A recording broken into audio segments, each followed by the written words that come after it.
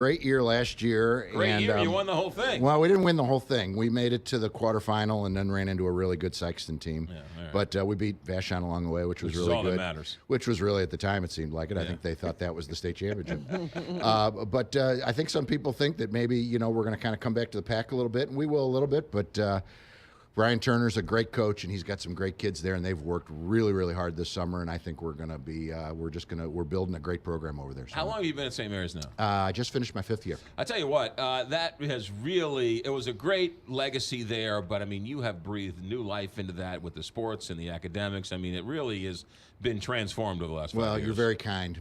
There was a lot of potential there with a lot of great people and a wonderful campus and a wonderful alumni base. And it was just a matter of tapping into that and kind of having a vision and a dream of wanting to be as good as we can be and wanting to help the community as best we can. Yeah. How's the baseball team doing? Baseball team was runner-up for the state championship this year. Nice. Wow. Yes. Second best stadium in the city of St. Louis. First one is? Busch Stadium. Busch Stadium. What is Bishop Carlson doing? Archbishop Carlson got together with the executive director of the Incarnate Word Foundation, a lady by the name of Bridget Flood, and said he wanted to help out with the Ferguson report, and he wanted to do something to help the city. Bridget had an idea and came in to my office and said, I think you would be good to partner with me and we could make this happen. And we started in November and have been working and forming a board and forming a separate 501c3.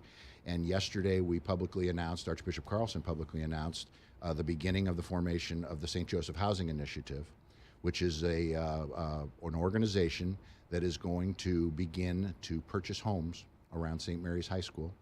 We will renovate those homes through the service of our students, service of our alums, service of our community, service of other faith-based groups, and a partnership with the labor unions and apprenticeships from them. We will renovate those homes, and we will then sell those homes to low and moderate income families that are currently in renting situations. That will allow them to be homeowners, which will lower their payments. It'll also allow them to build up some wealth and equity. Right. And after we move them into the home, we will provide them, even leading up to the purchase of the home, we will provide them with financial support, financial help.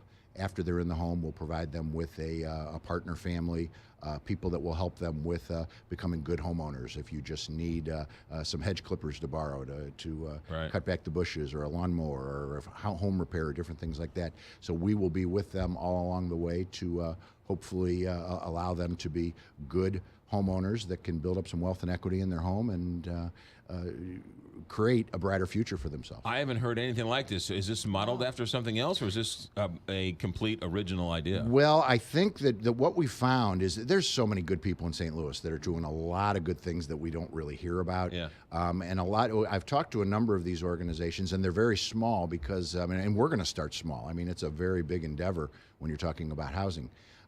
But the organizations that I have spoken with, they just deal with helping families that are in current renting situations.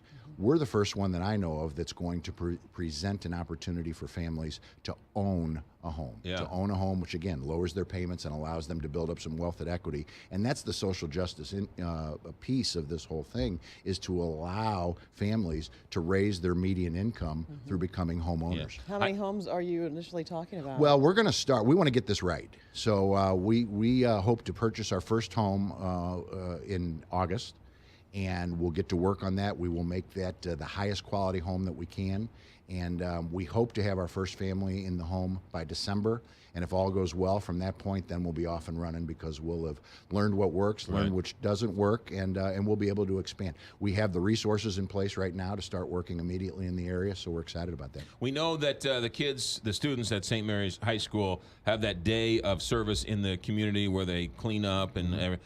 So how are the kids going to be involved in this? Well, the thing that we're hoping with the kids, and what we've learned from one of the gentlemen on our working board for this organization is a gentleman by the name of Pat White, and Pat's the president of the labor union. And Pat has expressed to us they're dealing with that NGA project right now, and they are struggling to find enough people that have the certain skills to go and to help with that. So they're really hurting for people to come in. So we've always had this idea at St. Mary's that not just to give our kids an opportunity to go to college and beyond, but some of the kids to have an opportunity to learn a skill, to learn the trades. And if you can learn a skill, if you can be a drywaller, if you can be a painter, if you can do some of those things along the line, and college might not be for you, you can come right out of college and start making $55,000, $60,000 a year and have a great job and a great future moving forward immediately. The plumber from China is not going to come over and fix the plumbing. No, Right. and for our kids to have that opportunity to learn those skills from labor people that can really teach them, I think that it's a win-win for everybody. Looking for what are you looking for the community? Is this just first of all, it's a great story, but how can people help? Well, I think we're looking for two things. We're always looking for ways if people would like to donate money to the cause. That always helps. But I think once we get going here, we're getting ready to hire an executive director of our organization. Volunteers are going to be very important for us as we move forward, and I think that aspect of it is also going to be when we get the volunteers helping with the homes. These volunteers are really going to feel a connection, not just to that home, but I think to our neighborhood, which I think is a great thing for South City. Wow, that's a great story. Where do we go to find out more? Well, we're still working on getting our website out.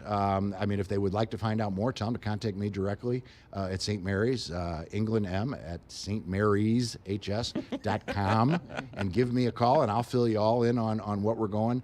We had about 50 people that showed up for our press conference yesterday. It had great momentum, great energy, and we're real excited. Great story. How's the football team going to be? Football team is going to be young and really good. I was just talking to Mr. Holder on the way out, and he said, "How's that incoming freshman class?" I said, "Big and talented." So we're excited. There you go. That's Mike England, what's your official title over there? I am the president. President of St. Mary's High School on South Grand. It's a special, special place. Thanks for coming in. Great story. Thank you both. Good to see you. 7:58. Let's check traffic and weather. Tim Weiland in the St. Louis Closet Company Traffic Center. Tim? All right, McGraw, the lines keep getting longer. If you're traveling westbound Highway 70, you're jammed up from Adelaide all the way out past Jennings Station Road as they're doing road work. Westbound Highway 40, hitting the brakes right around Kings Highway, slow all the way through McCausland, and northbound 270, you're heavy 44 through Manchester. And